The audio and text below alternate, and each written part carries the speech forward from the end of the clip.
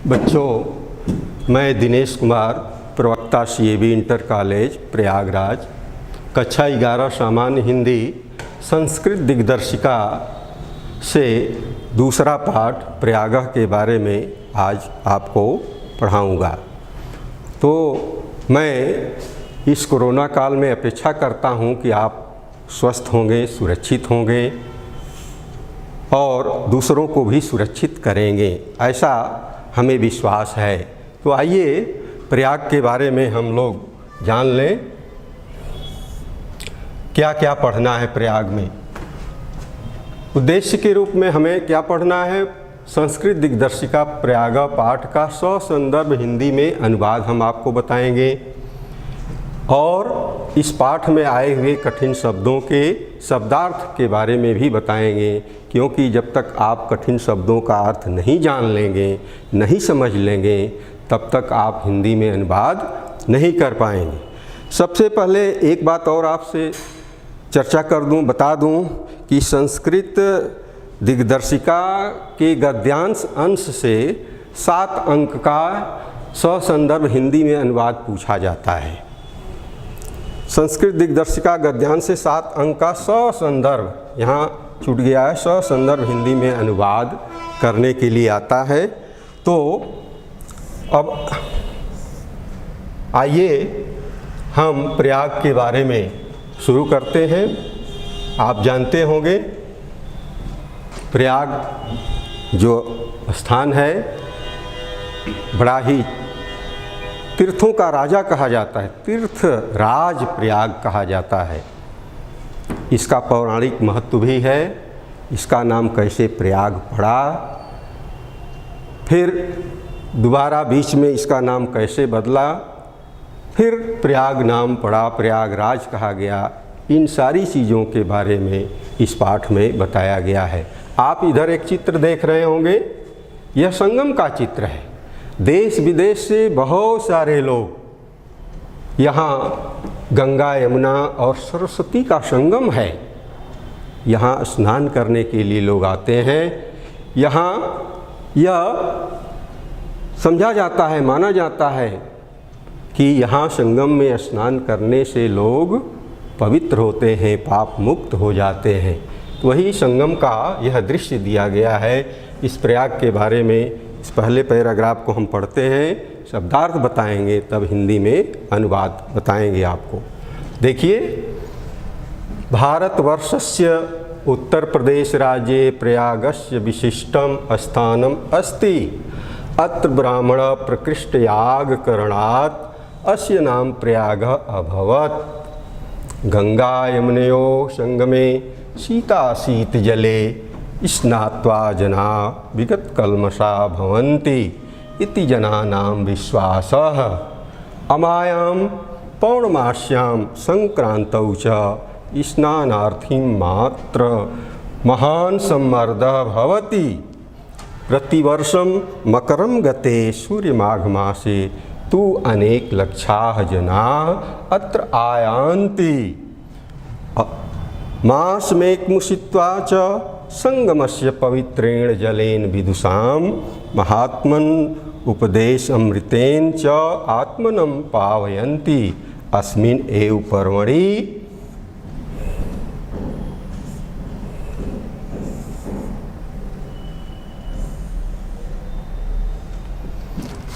महाराजा श्रीहर्षः प्रतिपंचवर्षम् अत्रागत्य सर्वस्वमेव याचकेभ्यो दत्त्वा मेघ इव पुनः संचारार्थं स्वराजधानी प्रत्यागच्छत्। अब देखिए, पहला पैराग्राफ पूरा हमने वाचन किया, सुंदर ढंग से वाचन किया। जब तक आप बढ़िया से पढ़ेंगे नहीं और उसका शब्दार्थ नहीं जानेंगे, तब तक आप हिंदी में सही अनुवाद नहीं कर पाएंगे। अब इस पैराग्राफ में देखो, कठिन शब्द जो आए हैं उनके हम अर्थ बताते हैं, तब अनुवाद बताते हैं।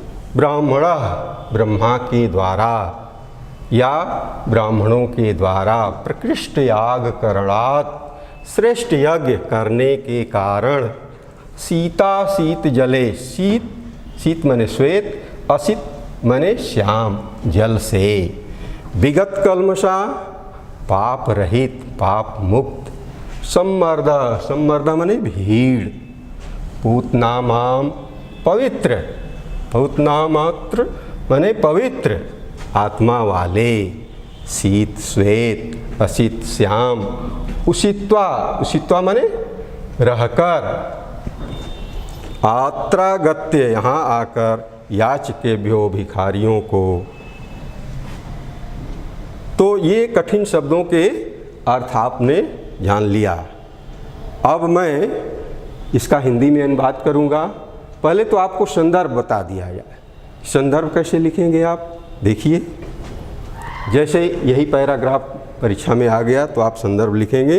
प्रस्तुत गद्यांश हमारी पाठ्य पुस्तक हिंदी संस्कृत दिग्दर्शिका के प्रयागः नामक पाठ से अवतरित है या प्रयागः नामक शीर्षक से उद्धृत है। यह संदर्भ आप खूब बढ़िया से लिखेंगे। उसके बाद आप हिंदी में अनुवाद करेंगे। हिंदी में अनुवाद, अब देखिए आपको बताता हूँ मैं हिंदी में अनुवाद। देखिए, भारतवर्षस्य उत्तर प्रदेश राज्ये प्रयागस्य विशिष्टम स्थानम अस्ति। खूब ध्यानपूर्वक सुनिएगा। भारतवर्ष के उत्तर प्रदेश राज्य में प्रयाग का विशिष्टम स्थानम अस्ति, विशेष स्थान है। फिर से देखिए, भारतवर्ष के उत्तर प्रदेश राज्य में प्रयागस्य, प्रयाग का विशिष्टम स्थानम अस्ति, विशेष स्थान है। अत्र ब्राह्मण प्रकृष्ट याग करणात्। अत्र माने यहाँ, ब्राह्मण ब्रह्मा के या ब्राह्मणों के, प्रकृष्ट माने अत्यधिक, याग माने यज्ञ, करणात् करने से, यहाँ ब्रह्मा के अत्यधिक यज्ञ करने से या ब्राह्मणों के अत्यधिक यज्ञ करने से अस्य नाम प्रयाग, इसका नाम प्रयाग हुआ। अब देखिए प्रयाग कैसे नाम पड़ा। यहाँ ब्राह्मणों के या ब्रह्मा के अत्यधिक यज्ञ करने से अस्य नाम प्रयाग अभवत, इसका नाम प्रयाग हुआ। गंगा यमुनयोः संगमे सीता शीत जले स्नात्वा जना विगत कल्मषा भवन्ति इति जनानां विश्वासः।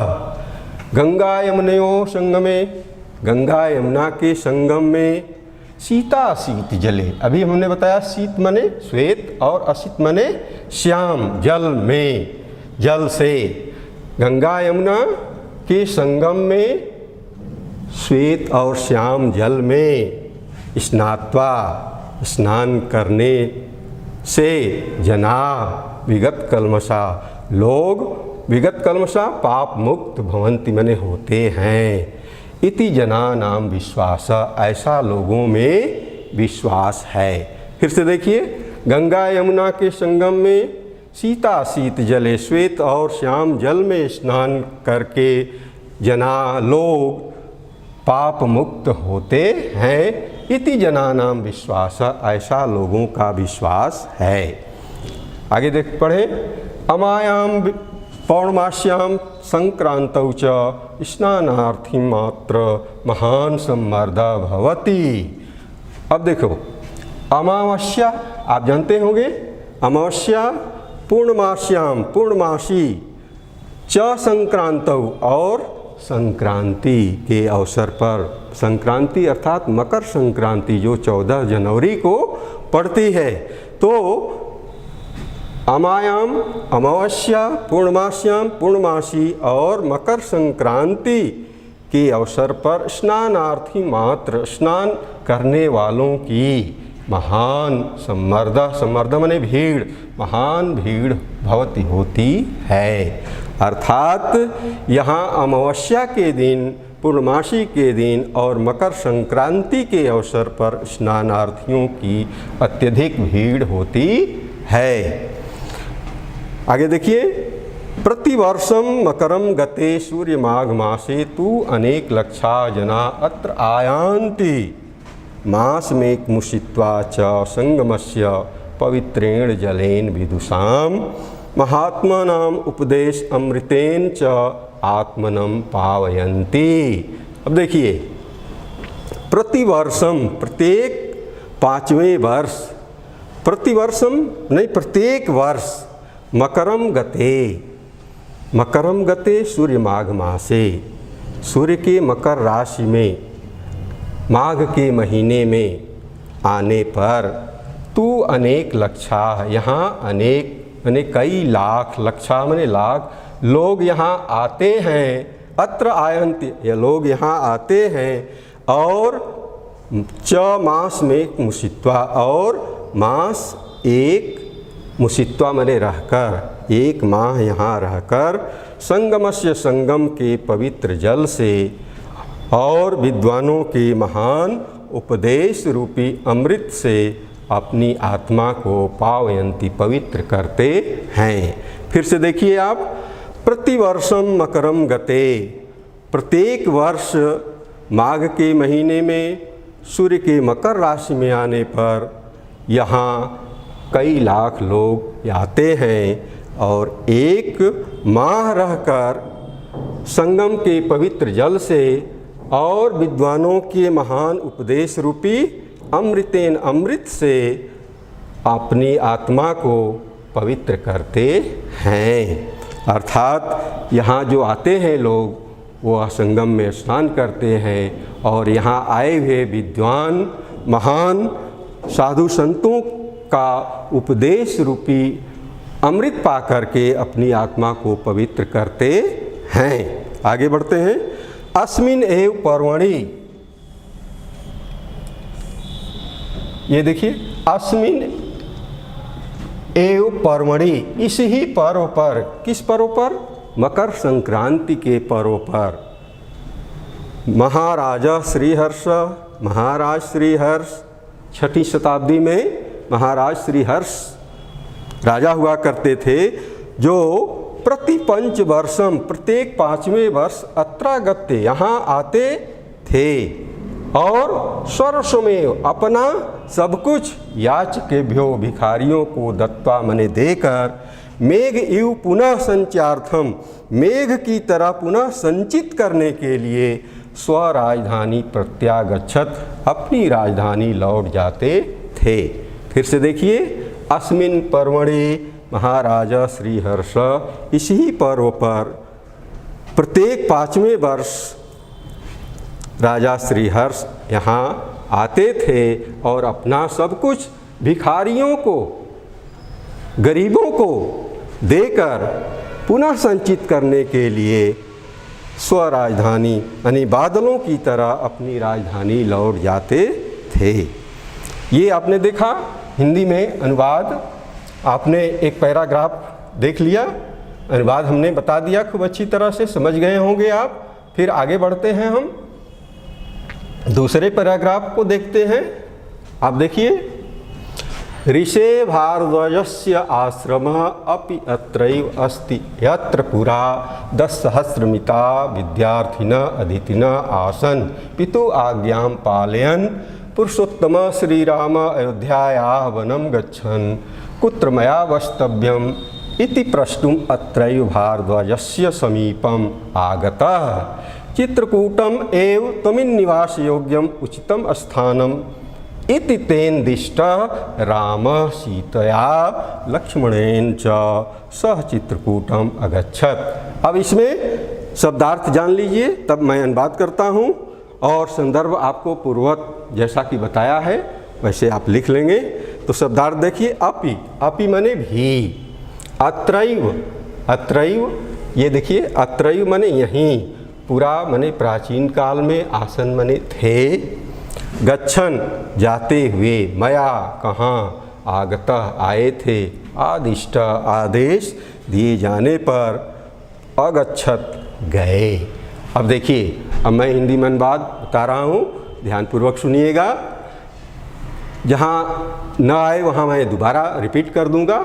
ऋषे भारद्वाजस्य आश्रमः अपि अत्रैव अस्ति, ऋषि भारद्वाज का आश्रम भी यहीं स्थित है। कहाँ? इस प्रयाग में ही।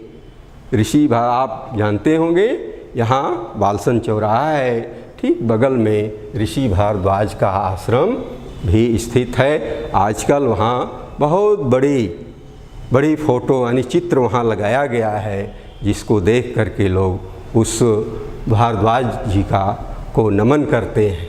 तो ऋषि भारद्वाज का आश्रम भी यहीं स्थित है। यत्र मैंने जहाँ प्राचीन काल में 10 सहस्त्रमिता 10,000 विद्यार्थी अदितिना आसन अध्ययन के लिए थे। अध्ययन, अब देखिए कि यह जो स्थान है कितना महत्वपूर्ण है कि भारद्वाज मुनि का आश्रम यहीं प्रयाग में ही स्थित है, जहाँ 10,000 विद्यार्थी अध्ययन के लिए थे।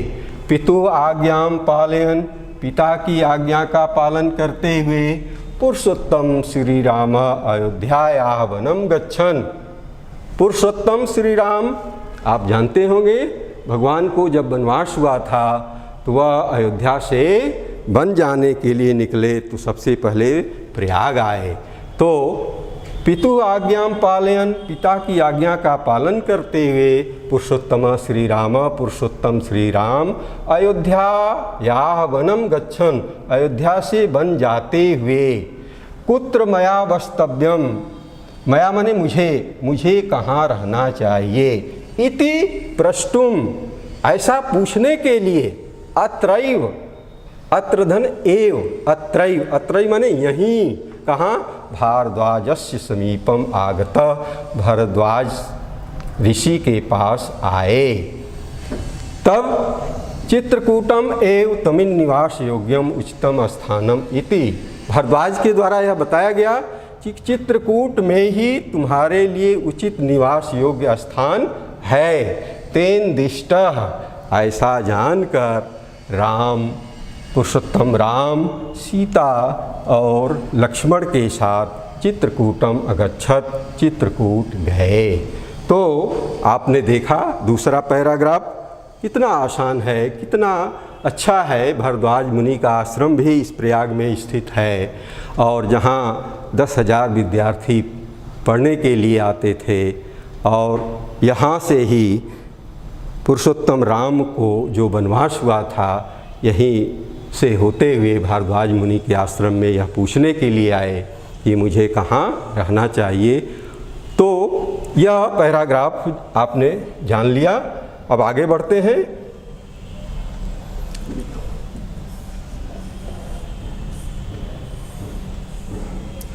पुरा वत्स नाम एकम समृद्धम राज्यम आसीत्, अस्य राजधानी कौशाम्बी इति नाति दूर वर्तत। अस्य राजस्य शासक महाराज उदयनवीर अप्रतिम सुंदर ललित कलाभिज्ञ आसीत्। यमुना तटे आधुनिक सुजावन ग्रामे तस्य सुयामुन प्रसादस्य ध्वंसावशेषाः तस्य सौंदर्य अनुरागम ख्यापयन्ति।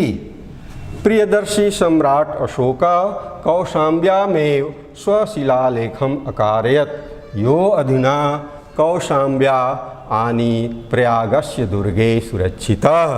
अब देखिए इस पैराग्राफ में जो कठिन शब्द आए हैं उसके शब्दार्थ बताते हैं, तब आपको अनुवाद बताते हैं। समृद्धम शक्तिशाली इति, इससे नाति दूरे समीप निकट। अभिज्ञ माने ज्ञाता, ध्वंसा शेषा नष्ट हुए अवशेष अर्थात खंडहर, ख्यापयंती प्रकट कर रहे हैं, अकार्यत माने बनवाया, अधुना माने अब देखिए शब्दार्थ आप जान लिए। शब्दार्थ जब आप जान लेते हैं तो आपको अनुवाद करना आसान हो जाता है। तो देखिए, पुरा वत्स नाम एकम समृद्धम राज्यम आसीत्, प्राचीन काल में वत्स नाम का एक समृद्ध राज्य था। कौन? यह जो प्रयाग है, प्रयाग के बारे में बताया गया है कि प्राचीन काल में वत्स नाम का एक समृद्ध राज्य था। अस्य राजधानी, जिसकी राजधानी कौशाम्बी, इति नाति दूर वर्तत, यहाँ से अत्यधिक दूर नहीं थी। अस्य राजस्य शासक, इस राज्य का शासक, किस राज्य का शासक? वत्स, यानी प्राचीन काल में वत्स नाम का यह राज्य था। यहाँ अस्य राजस्य शासक, इस राज्य का शासक महाराज उदयनवीर, महाराज उदयनवीर अप्रतिम सुंदर, अत्यधिक सुंदर और ललित कला के में दक्ष भी थे। यमुना तटे आधुनिक सुजावन ग्रामे, यमुना के किनारे आधुनिक नहीं आज वर्तमान में सुजावन नामक ग्राम में, तस्य मने उनका, सुयामुन का प्रासादस्य मने महल, जिसका ध्वंसावशेष खंडहर, तस्य सौंदर्य अनुरागम ख्यापयंती, अपने सौंदर्य और अनुराग के कारण प्रसिद्ध है। अर्थात फिर से देखिए, यमुना तटे आधुनिक सुजावन ग्रामे, यमुना के किनारे आधुनिक वर्तमान में सुजावन नामक ग्राम में सुयामुन नाम का प्रासादस्य, उनका जो महल था आज खंडहर के रूप में है और अपने सौंदर्य और प्रेम के कारण ख्यापयंती प्रसिद्ध है। प्रियदर्शी सम्राट अशोक, प्रियदर्शी सम्राट अशोक जिसका नाम आप सुनते हैं, महान सम्राट कहा गया। प्रियदर्शी सम्राट अशोक कौशाम्ब्यामेव स्वशिलालेखम अकारयत, प्रियदर्शी सम्राट अशोक कौशाम्बी में ही स्वशिलालेखम अकारयत, अपने शिलालेख का निर्माण करवाया। यो अधुना, जो आज भी कौशाम्बी से आनी मने लाकर प्रयागस्य, प्रयाग के दुर्गे मने किले में सुरक्षित रखा गया है। फिर से देखिए, प्रियदर्शी सम्राट अशोक कौशाम्बी में ही अपने स्वशिलालेख का निर्माण कराया, जो आज कौशाम्बी से लाकर प्रयाग के किले में सुरक्षित है, रखा गया है। तो आप इस पैराग्राफ को भी खूब अच्छी तरह से जान लिए, समझ लीजिए। अब आगे बढ़ते हैं।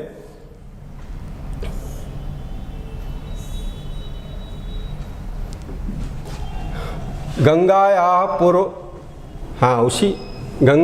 पूर्वं पुराण प्रसिद्धस्य महाराजस्य पूर्वस राजधानी प्रतिष्ठानपुरम झूसी अत्याधुनिक नामना प्रसिद्धम अस्ति।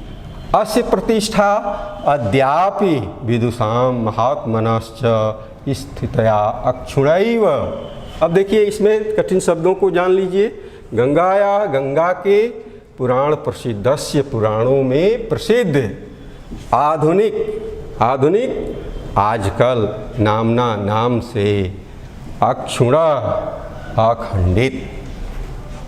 अब देखिए, गंगाया पूर्वम पुराण प्रसिद्धस्य, गंगा के पूर्व भाग में पुराणों में प्रसिद्ध महाराजा पुरुरवा की राजधानी प्रतिष्ठानपुरम, जो आज झूसी अत्याधुनिक नामना प्रसिद्धम अस्ति, जो आज झूसी के नाम से प्रसिद्ध है। आप जानते होंगे, गंगा के पुल के पार झूसी जो स्थान है वह प्राचीन काल में उसका नाम प्रतिष्ठानपुरम था।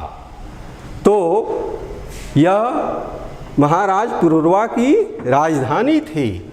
तो आप गंगा के पूर्व भाग में पुराणों में प्रसिद्ध महाराजा पुरुरवा की राजधानी प्रतिष्ठानपुरम, जो आज झूसी नाम से प्रसिद्ध है। अस्य प्रतिष्ठा, जिसकी प्रतिष्ठा अद्यापि, अद्यधन अपि, आज भी विदुषाम विद्वानों में, महान मनश्च स्थितया अक्षुणया, विद्वानों और महान लोगों में स्थित और अक्षुण है। आप नहीं समझे, फिर से देख लीजिए। गंगा के पूर्व दिशा में पुराणों में प्रसिद्ध महाराज पुरुरवा की राजधानी प्रतिष्ठानपुरम, झूसी अति आधुनिक नामना, जो आज झूसी के नाम से प्रसिद्ध है, जिसकी प्रतिष्ठा आज भी विद्वानों और महान लोगों में स्थित और अक्षुण है। समझ में आया? अब आगे बढ़ते हैं। संदर्भ आप उसी तरह से लिख लेंगे जैसा कि पहले हमने बता दिया है। अनुवाद आप अच्छी तरह से समझ लीजिए। मैं आगे बढ़ता हूँ। देखिए अगले पैराग्राफ। हाँ, इतिहास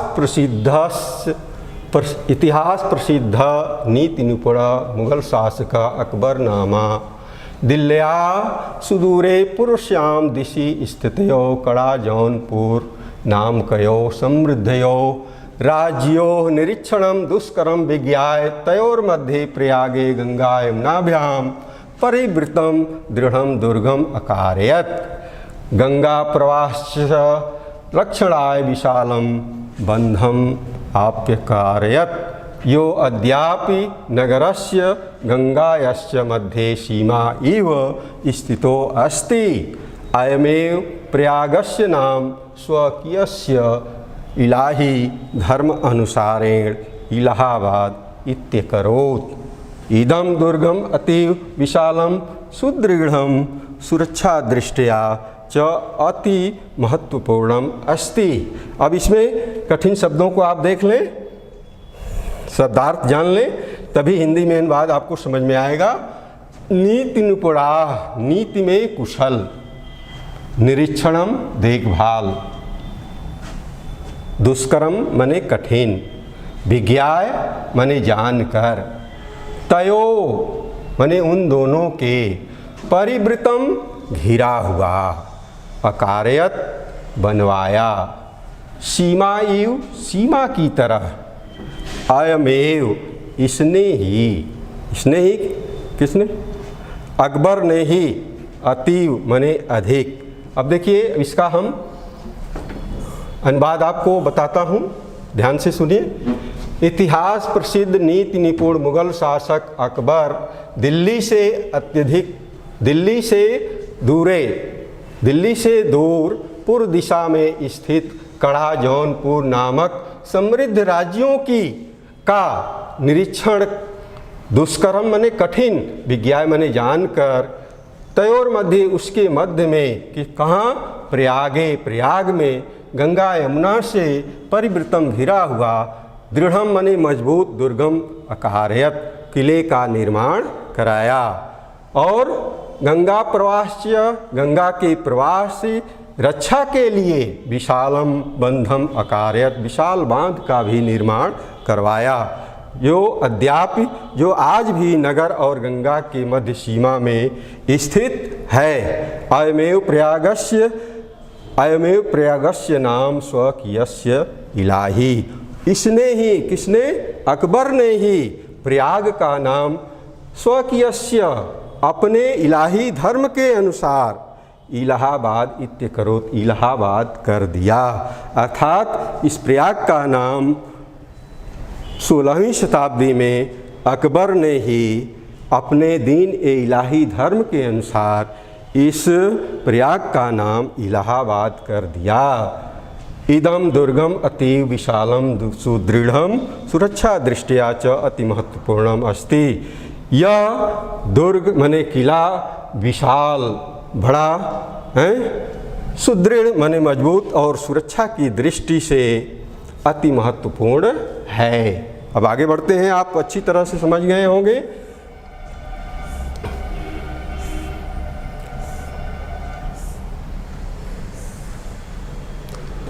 भारतस्य स्वतंत्रता आंदोलनस्य इदम नगरम प्रधान केंद्रम आसीत्। शब्दार्थ जान लीजिए। आंदोलनस्य संग्राम का प्रधान केंद्रम मुख्य केंद्र अस्यामेव इसी ही पावन पवित्र उषित्वा रहकर अकुर्वन् ने किया। यम मने यह देखिए, भारतस्य स्वतंत्रता आंदोलनस्य इदम नगरम प्रधान केंद्रम आसीत्। भारत का स्वतंत्रता आंदोलन का यह नगर प्रधान केंद्र था। कौन सा? यह प्रयाग। श्री मोतीलाल नेहरू, महामना मदन मोहन मालवीय, आज़ाद उपनाम से जाने वाले चंद्रशेखर और अन्य स्वतंत्रता संग्राम सैनिक भी इस ही पवित्र भूमि पर उषित्वा में रहकर आंदोलनों का संचालन किए। राष्ट्रनायक पंडित जवाहरलाल इयम क्रीड़ा स्थली कर्मभूमि अस्ति। राष्ट्रनायक पंडित जवाहरलाल नेहरू की यह क्रीड़ा स्थली और कर्मभूमि भी थी। चलिए समझ गए होंगे, आगे बढ़ते हैं। च अनेक सहस्र संख्य देश विदेश विद्यार्थिभ्यः परिवृता विविधा पारंगतैः विद्वद्रणैः उपशोभितः च प्रयाग विश्वविद्यालयः भारद्वाजस्य प्राचीन गुरुकुलस्य नवीनं रूपमेव शोभते। स्वतंत्रता अस्मिन् भारते प्रत्येकं नागरिकाणां न्यायप्राप्ति अधिकारण घोषणाम् इव कुर्वन् उच्च न्यायालयः अस्य नगरस्य प्रतिष्ठां वर्धयति। और अनेक सहस्र संख्याई, अनेक माने कई हजार देश विदेश के विद्यार्थियों से घिरा हुआ, विविध विद्याओं में पारंगत विद्वानों से सुशोभित यह प्रयाग विश्वविद्यालय भारद्वाज का प्राचीन गुरुकुल नवीन रूप में सुशोभित है। आगे बढ़ते हैं। स्वतंत्रता अस्मिन्, स्वतंत्रता के समय भारत के प्रत्येक नागरिकों को न्याय प्राप्ति का अधिकार की घोषणा करता हुआ उच्च न्यायालय भी अस्य नगरस्य प्रतिष्ठां वर्धयति, इस नगर की प्रतिष्ठा को बढ़ाता है। एवं गंगाया यमुना सरस्वती नाम पवित्र संगमे स्थितस्य भारतीय संस्कृते केंद्रस्य च महिमानं वर्णयन् महाकवि कालिदास स्वमेव। इस प्रकार गंगा यमुना सरस्वती के पवित्र संगम में स्थित भारतीय संस्कृति का यह केंद्र, कौन सा? प्रयाग। यह केंद्र जिसकी महिमा का वर्णन करते हुए महाकवि कालिदास ने सत्यमेव अकथयत, सत्य ही कहा था। क्या कहा था आप देखेंगे। ये श्लोक कालिदास ने कहा था, समुद्र पत्न्योर जल सन्निपाते पूतनाम मात्र किला अभिषेकात् तत्वबोधेन विनापि भूयस तनुज्याम नास्ति शरीर बंधा। समुद्र पत्न्योर जल सन्निपाते, देखो जल सन्निपाते, जल के संगम पर पूतनाम मात्र पवित्र आत्मा वाले, अभिषेकात स्नान करने से, भूया मने पुनः, तनुज्याम मने शरीर त्यागने वालों को। अब देखिए, समुद्र पत्नियों जल सन्निपाते, समुद्र की पत्नियों अर्थात गंगा जमुना सरस्वती अदृश्य हैं, तो जल सन्निपाते, उनके जल के गिरने से अर्थात उसके उन संगम में जल में पूतना मात्र किला अभिषेकात, पवित्र आत्मा भी पवित्र हो जाती है। किला अभिषेकात स्नान करने से पवित्र हो जाती है। तत्वबोधेन, तत्व का बोध भूया बिनापि, न जानते हुए भी, तनुज्याम नास्ति शरीर बंधः, जो शरीर का त्याग करते हैं, यानी जो तत्व का जिनको बोध नहीं होता है, वह भी इस संगम के में स्नान करके शरीर के बंधन से मुक्त हो जाते हैं। आपको समझ में आ गया होगा। आप देखिए, अब हम आप अच्छी तरह से हिंदी में अनुवाद समझ गए होंगे। आपको हम गृह कार्य के रूप में पहला पैराग्राफ, भारतवर्षस्य उत्तर प्रदेश राज्ये स्वराजधानी प्रत्यागच्छत्, दूसरा ऋषे भारद्वाजस्य चित्रकूटम् अगच्छत्, तीसरा भारतस्य स्वतंत्रता आंदोलनस्य क्रीडा स्थली कर्मभूयश्च। उपर्युक्त दिए गए गद्यांशों का ससंदर्भ हिंदी में अनुवाद कीजिए। यह गृह कार्य के लिए बच्चों आपको दे दिया जाता है, आप अच्छी तरह से अनुवाद करना जान गए होंगे। उसके बाद एक और चीज़ दे देते हैं, निम्नलिखित शब्दों में संधि विच्छेद कीजिए। पहला तेन दिष्ट, दूसरा नाति दूरे, दूसरा यो अधुना। इसका संधि विच्छेद भी अपनी कॉपी में लिख लेंगे और पूरी तरह से अनुवाद आप पढ़ लेंगे। धन्यवाद।